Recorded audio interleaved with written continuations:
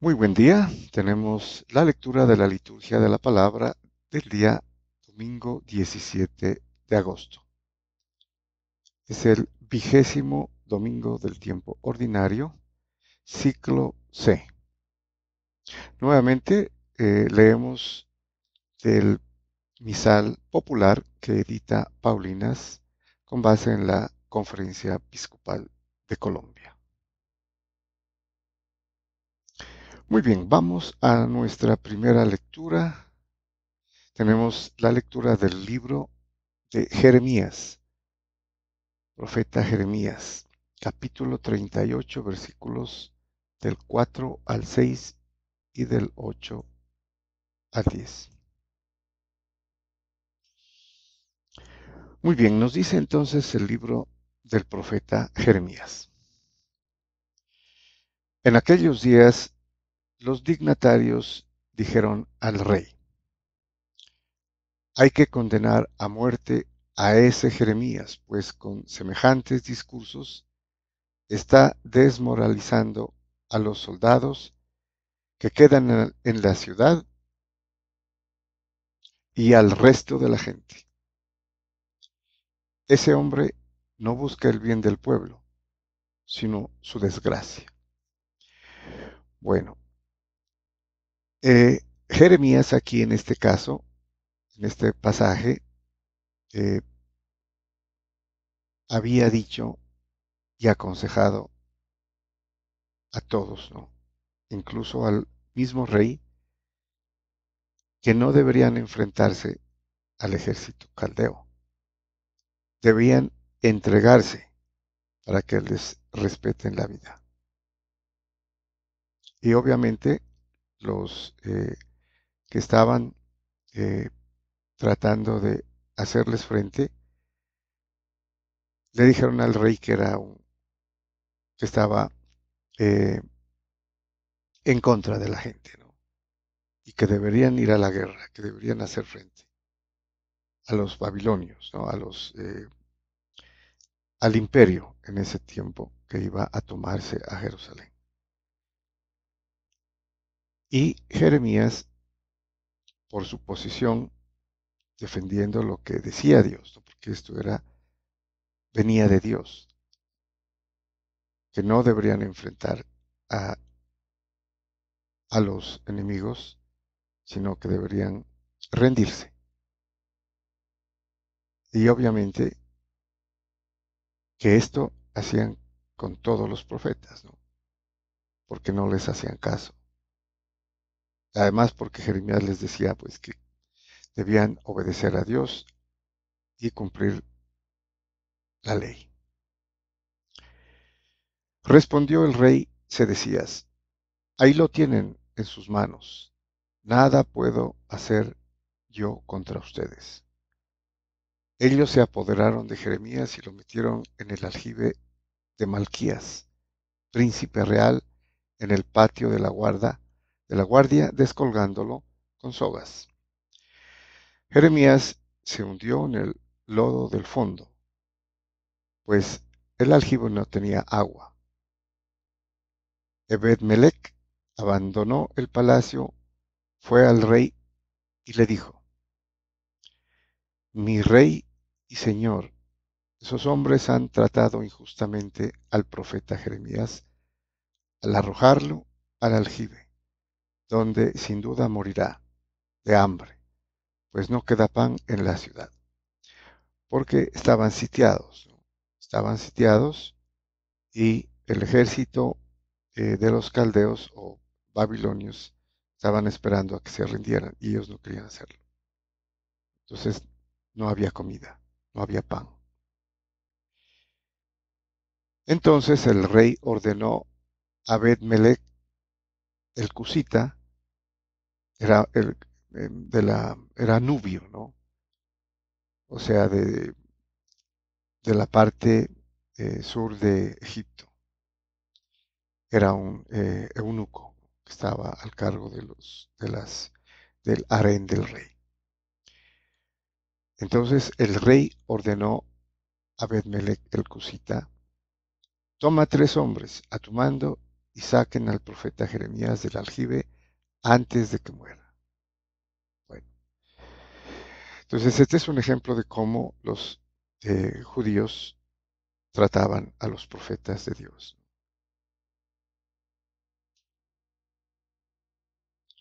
Muy bien, vamos al Salmo responsorial. Tenemos el Salmo 39, cuyo responso es: Señor, date prisa en socorrerme.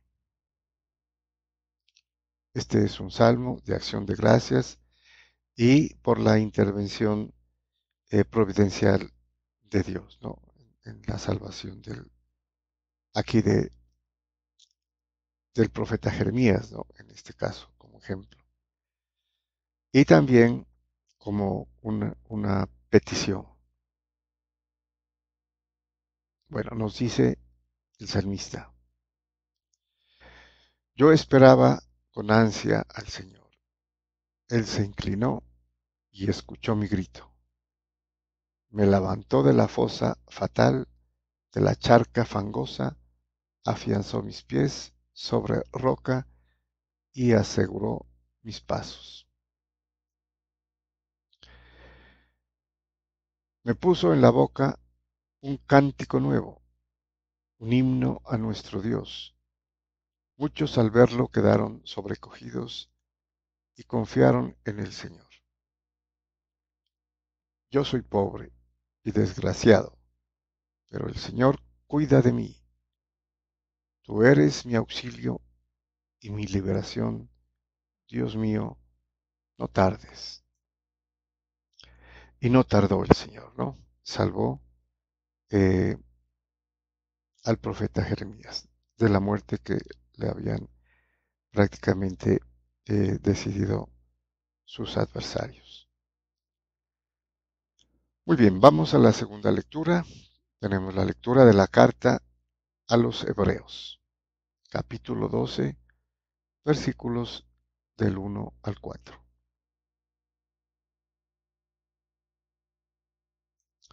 Muy bien, nos dice entonces la carta a los Hebreos. Hermanos, teniendo una nube tan ingente de testigos,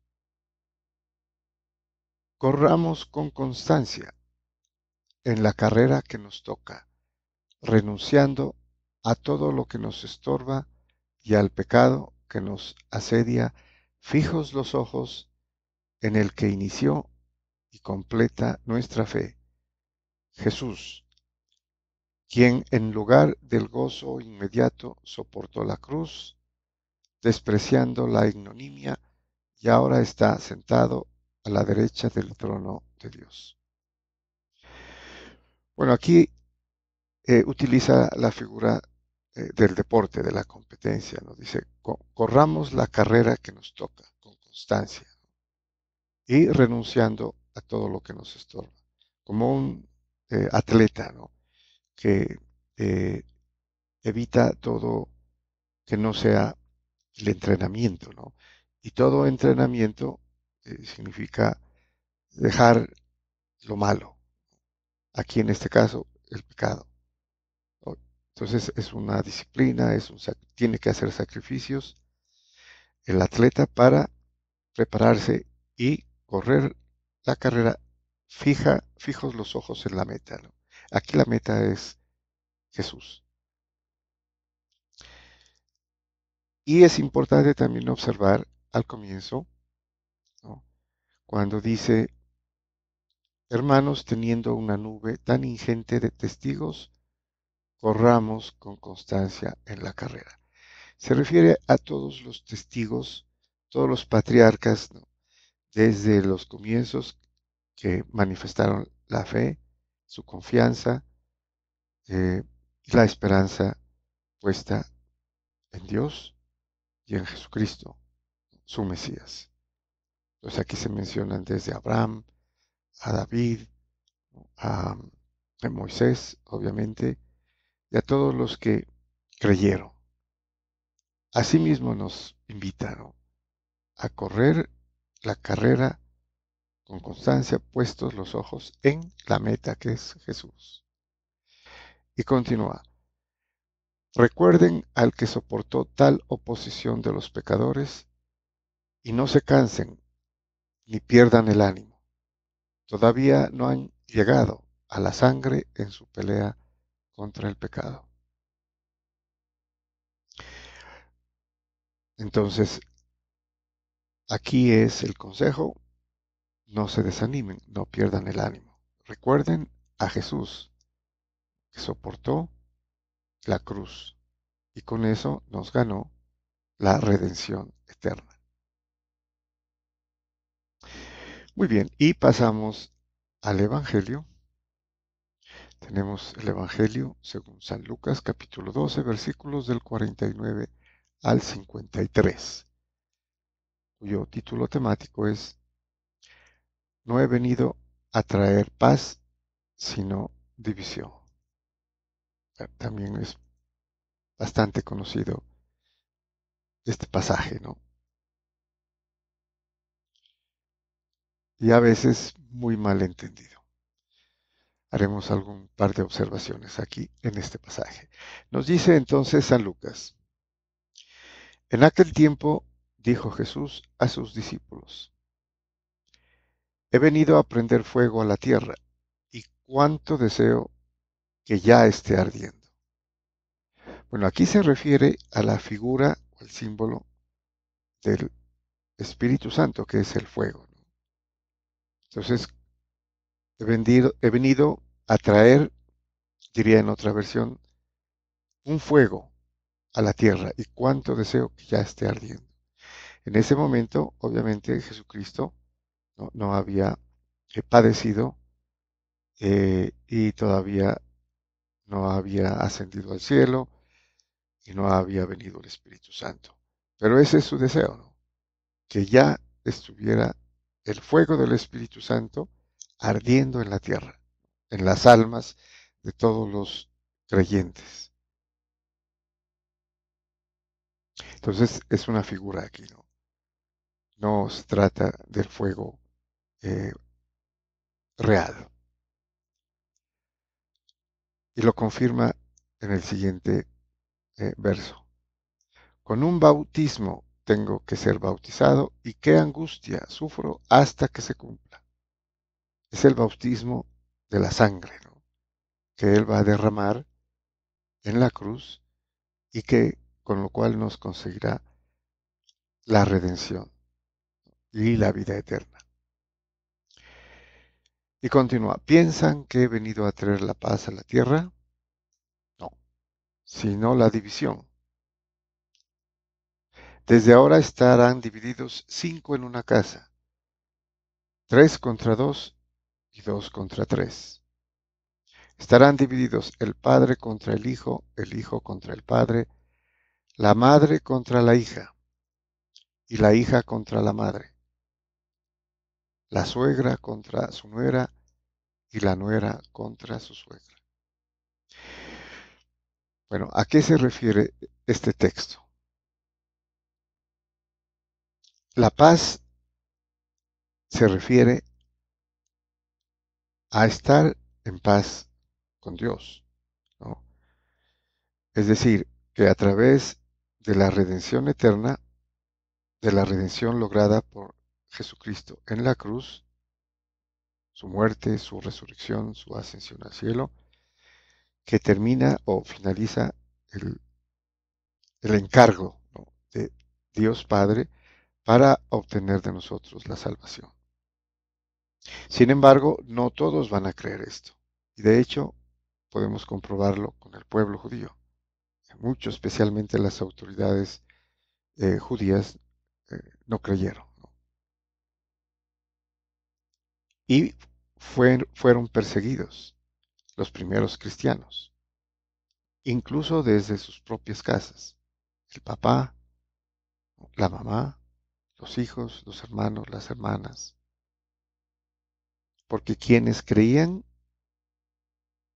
podrían ser testigos incluso a costa de su propia vida. No les importaba. Entonces, esta división era precisamente de quienes creían en Jesucristo, en la salvación, creyendo en Él, y quienes se oponían y no pusieron su fe y su confianza en el Salvador. Muy bien, muchas gracias y bendiciones.